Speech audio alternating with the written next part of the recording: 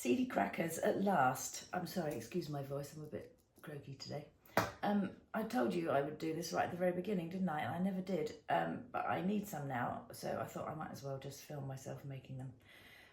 I was told a while ago that I shouldn't eat grains, not grains, grassy grains, oats, rye, wheat.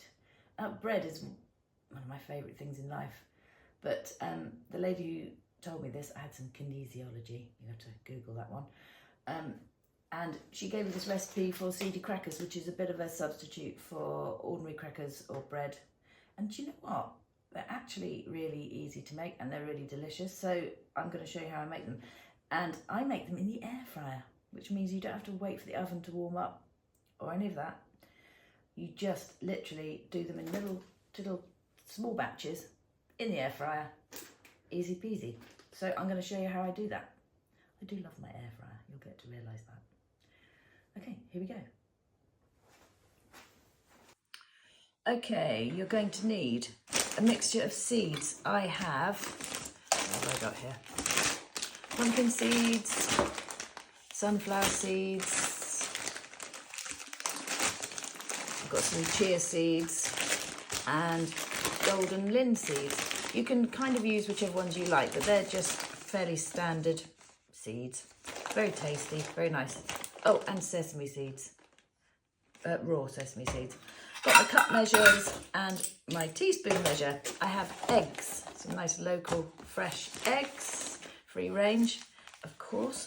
And then I have some greaseproof paper and I'm going to cut little pieces to fit the air fryer.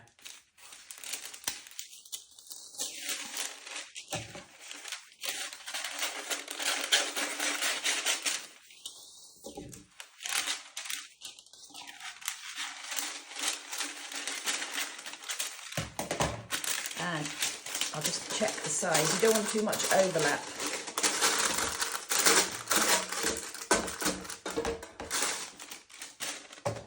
Otherwise it'll deform your crackers. So I've just made a little bit of a mark there where the bottom of the air fryer is. I'm just going around the edge. And I'll do the same with that one. Because I have a double air fryer thingy. Double drawed air fryer, which is very useful. We started with a single drawer and realised that one drawer is not enough. If you want to do potato wedges and grilled mushrooms or something like that, you'd have to do one at a time, and it was annoying. So we decided to get the 2-drawer one, which has changed all that, and it's brilliant. Right, I'm going to put that out of the way. I've also got a couple of extra little things here, which I will tell you about. Okay, in a bowl, small spatula. What you need is 3 eggs. 1,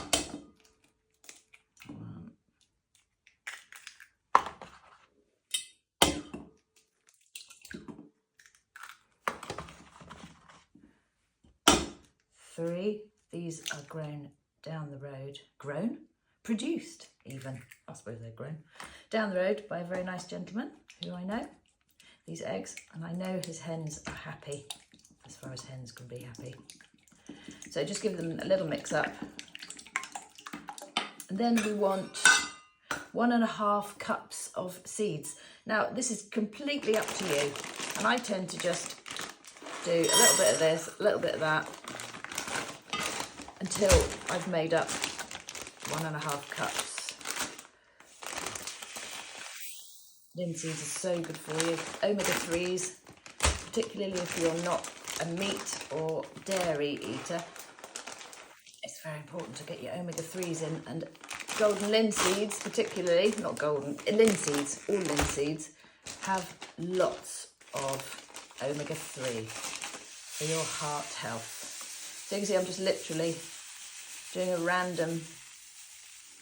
So there's 1 cup, and then there's my 1/2 cup, and I do try and keep this fairly precise. I'm not always precise in my cooking, but with this I am quite precise. Let's have some sesame seeds in there. I reckon we'll fill that up. Okay, 1.5 cups. The next thing you need is salt.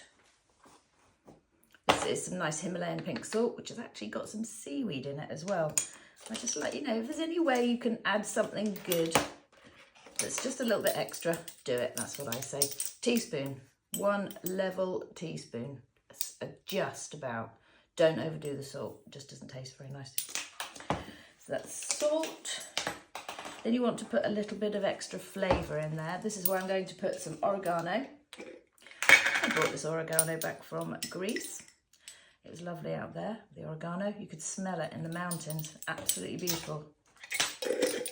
Right, and the other little secret thing I'm putting in here is nettle seeds. Just for good health. As I say, it's always worth putting extras in if you can. I gather nettle seeds at the end of the summer. They are so packed full of good things.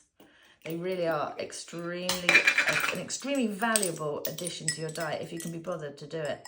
So you dry the nettles, which have got the dangling seeds, and then you scrunch them up into a jar once they're really dry. You can add them to all sorts of things. So that is a teaspoon of nettle seeds, but you don't have to put that in. You could put onion seeds, the black onion seeds. You could put just ordinary mixed herbs, thyme. You can put anything you want, really. Anything that you like for flavour. You could put a bit of pepper in there, cracked black pepper. You know, just this is where you can use your imagination and do things that you really like. Right, let's get rid of that. And then all you have to do, honestly, it's so flipping easy, is mix it up. Get rid of that. It's very sloppy. If it's sloppy, you know you've done it right, because those seeds will soon soak up the moisture from the eggs. If I let that stand, I like to let it stand just for a few minutes, just to let the seeds start to soak up the egg, and that helps it bind together. So give it a really good mix. It goes a bit foamy, and that's what you want. So there we are. See how sloppy that is? Really sloppy, but that's good. So I'm now going to let that stand for about 5 minutes, and we'll come back to it. Right, they've been soaking now for a few minutes. You can see how much they're thicker, so that'll make them easier to spread. They won't run away as if they're like water. Okay, so these are your bits. You cut bits of greaseproof paper or silicone paper. I'm just going to put a little bit on there. It's hard to say how much. You can always put some more on. And where I use my finger to sort of run around the edge of the base of the air fryer plate to get the shape, you can kind of use that as a bit of a guide. And you want them really thin. I'd say the depth of probably £2 coins stacked one on top of the other. So I'm just making this the shape of the bottom of the air fryer. And then I'm going to give them a bit of a, that just evens them out. Okay, and I'll do the other one. That was about the right amount there. In fact, it might be even thinner than £2 coins put together. I've never actually measured it, to be honest. So, get that one done.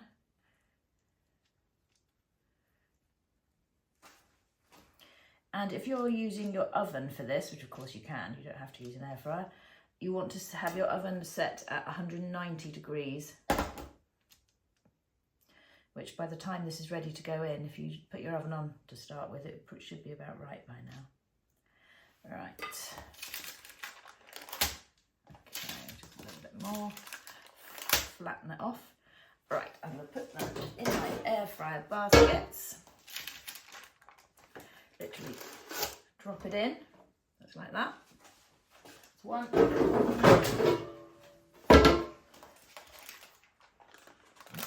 Whoops. That's not sitting. Now I've spoiled it. There you go. You have to be careful when you handle it. Drop it in. Get it straight. There we go. Just about right. Just got a little gap there. And there it is. So on my air fryer, as I said before, the roast setting takes you to 190 degrees, and that's what you want. So I'm going to match those two. And I also want them in for about 15 minutes, although I will turn them over halfway. So let's just get the time. Yeah, we're on 15. We'll just let it do its thing. I must remember to come back to it though, to turn it over, because I peel them off. You'll see, you'll see. We'll come back to it halfway. Okay, we're halfway through, although I seem to have turned it off. Don't ask me how I've done that. Doesn't matter. I remember how far it was to go. Right, that one. There we go. There's a good one. Look at that. So, I'm going to, it's hot. Careful, careful, careful. Peel it. Turn it round the other way. That one. Okay, time's up. Let's have a look. Sometimes you have to do them a little bit longer. Okay, I think that is not quite done enough. Let's have a look at this one. This side of my air fryer always seems to be a bit hotter than that one. So this one might be okay. Oh, that is hot. That is hot. You can tell. Oh, I've dropped that one. Oh well. That crack. Oh, hot. That crack, when you snap it, means that it's cooked perfectly. Okay, I've used up the other half of the mixture to do 2 more. You hear that snap? That's good, isn't it? That's what you want. And I'm just going to store them in a jar, which can be airtight, and they'll stay fresh for, oh, don't know. I don't know, because I don't actually, I eat them very quickly, so I don't know how long they'd last. But listen to that, that's what you want, nice crack. It lasts a good 2 or 3 weeks, I'd say, if not more. That's the importance of getting them really dry with that snap. Okay, I'm going to make some hummus, and we'll come back and try some freshly made hummus on these lovely seedy crackers. Okay, a quick hummus. So easy. I really don't know why people buy fresh made hummus, because it's the easiest thing to make. It really is. So a tin of chickpeas. I'm going to strain off some of that aquafaba, which that juice is called. Just some of it, about half of it. The rest I put in with the chickpeas. You do need a bit of juice in there. And then juice of about half a lemon. Make sure you don't get any pips in there. That wouldn't be very nice, would it? Then I've got some smoked garlic here. You don't have to use smoked garlic, you can use ordinary garlic. You could use garlic that you've roasted in your air fryer or in your oven when your oven's on. Just literally roast a garlic by taking it out of the off of the bulb, piercing the clove, and just put it in either the oven or the air fryer for about 15 minutes, and then you've got a lovely roasted garlic. So you could use one of those. You could use some bits of red pepper that you've roasted, or onion that you've roasted. So that's the roasty stuff. Pop that in there. Or you can just do it just plain like this. A little bit of salt. You can add a bit more later if you like. So start with a little bit of pepper. And then this magic stuff, which is called tahini, which is sesame paste. So a good big spoonful of that. That's what gives it that lovely nutty creaminess. And then some extra virgin olive oil. Just a swash. I reckon that's about a tablespoon. I'm very bad at measuring things. I just bung them in. So let's get that really blitzed up well.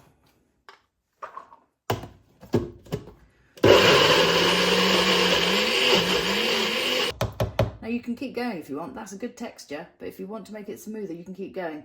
And I will actually show you a little tip here. If you want it smoother and you want it to keep going, hold on. The secret ingredient is ice cubes. So we'll do that. It's gone a bit around the edge, doesn't matter. another blitz. You'll see the difference.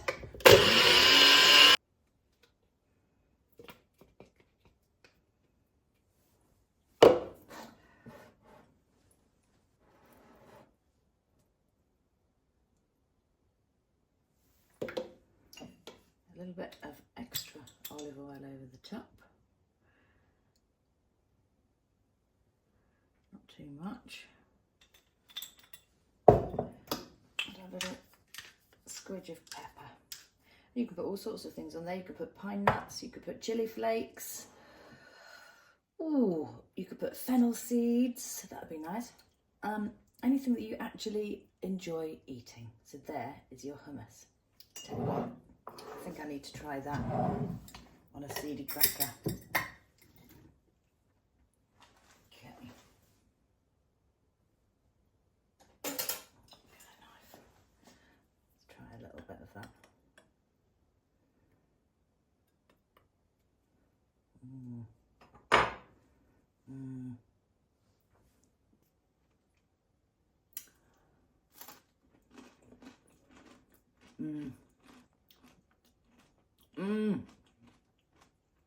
Delicious. Just the right amount of creaminess and just the right amount of crunch on those seedy crackers. Have a go yourself.